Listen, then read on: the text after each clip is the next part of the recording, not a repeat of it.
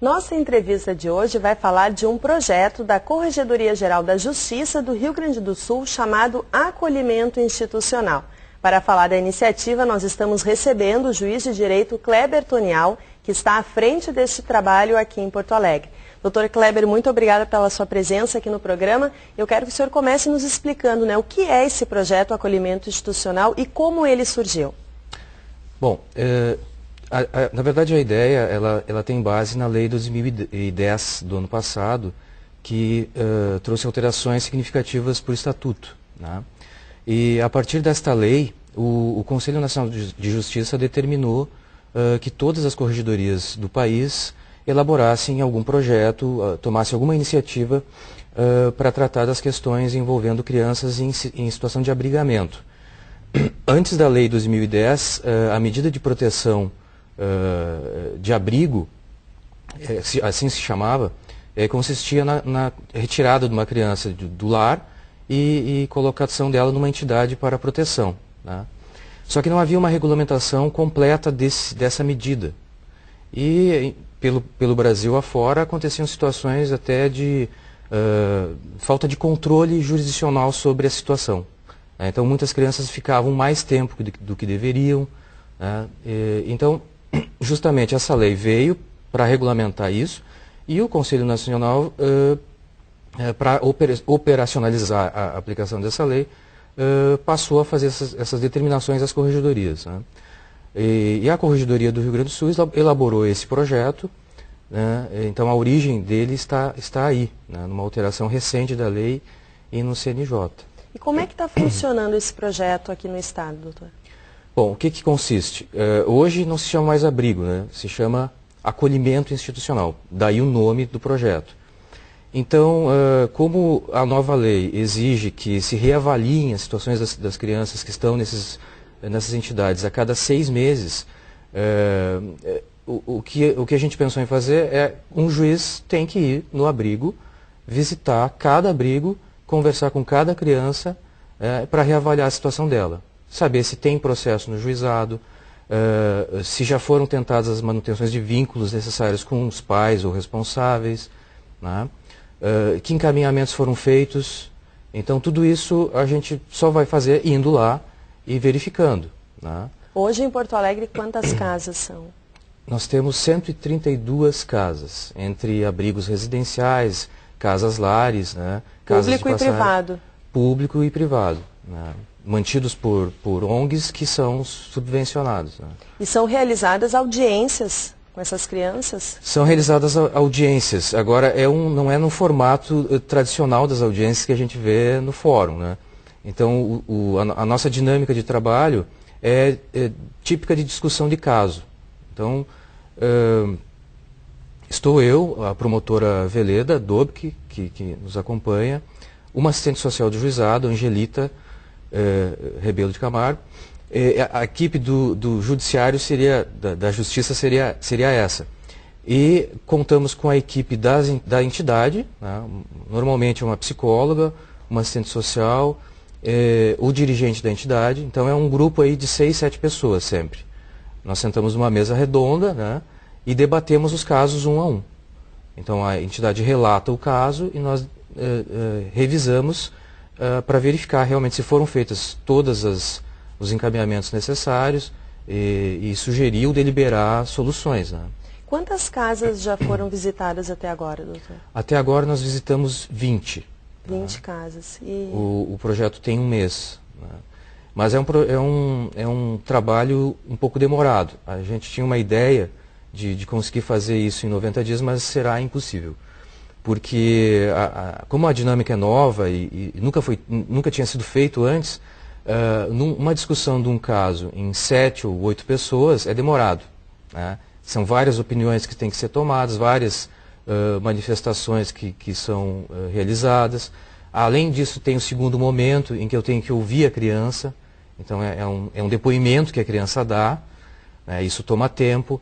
E normalmente, em média, uma casa tem 15 crianças ou adolescentes, né?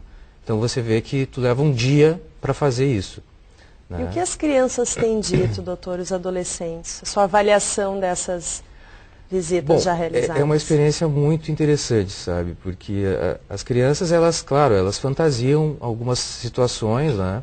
Natural do ser humano, mas as crianças talvez um pouco mais.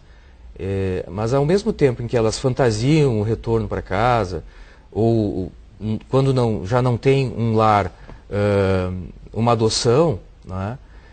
E você fala para elas, explica a situação, elas têm crítica, né? De que, por exemplo, não podem voltar para casa porque a mãe é usuária de crack, ou porque o pai está preso, é alcoolista, enfim. É interessante porque, ao mesmo tempo em que elas têm a fantasia do retorno, elas fazem a crítica, né? Agora, a gente vê também situações muito complicadas, assim, e que são bem... que acho que a sociedade vai ter que discutir isso com cuidado, que é o fato de muitos adolescentes já estarem atingindo a maioridade, os 18 anos, e permanecerem nas casas de acolhimento. Tá? Não deveriam estar ali. Tá? A situação se agrava mais ainda quando esses adolescentes são portadores de doenças mentais. Tá? Então é um problema que está surgindo, que a gente está verificando agora, temos que solucionar, e acho que é interessante nós estarmos aqui conversando sobre isso, levando ao conhecimento das pessoas. É um problema muito grave. Inclusive para se discutir a questão da adoção, né, de crianças com mais idade ou de adolescentes, né, doutor? Por esse motivo eles estão lá também a discutir essa questão da adoção. A questão da adoção é interessante, porque o foco do projeto não é a adoção. Né? Nós temos notado assim, uma tendência de se pensar que a adoção é a solução para o caso das crianças negligenciadas, abusadas e maltratadas. Tá? Mas não é necessariamente. A adoção é a última opção que se tem, né? E então é uma solução excepcional. Porque, em primeiro lugar, em alguns casos seria possível manter na família, na maioria dos casos. E é esse o trabalho que se tem que fazer. O judiciário tem que fazer, tem que provocar as entidades a fazer, que é a manutenção do vínculo com a família de origem. É um artigo, é um direito fundamental da criança e está no artigo 19 do Estatuto. Então, fala expressamente que o direito da criança é de viver na sua família. Né? Então, a adoção é o último caso. Tá? Então, a gente tem que mudar um pouco essa mentalidade de achar que a adoção sempre é a solução. Não é, deve ser a última opção. O senhor acredita que deve ser feito, então, um trabalho com os pais dessas crianças? Porque, às vezes, é mais cômodo, né? A criança ficar lá sendo bem tratada no abrigo e eu não tenho a responsabilidade. Existem muitos casos de simplesmente a família abre mão das suas obrigações, né? E o Estado acaba tendo que suportar esse ônus. Então, nós vamos chamar, inclusive, uma outra atividade que está sendo envolvido no projeto, e a gente reservou as sextas-feiras para isso, é a designação de audiências, aí no fórum. Porque em muitos casos, você verifica que são pais que não tomam nenhuma atitude, não se responsabilizam. E quando poderiam estar sendo chamados para isso. E às sextas-feiras, então, nós estamos reservando para chamar esses pais e firmar compromissos, adverti-los, né?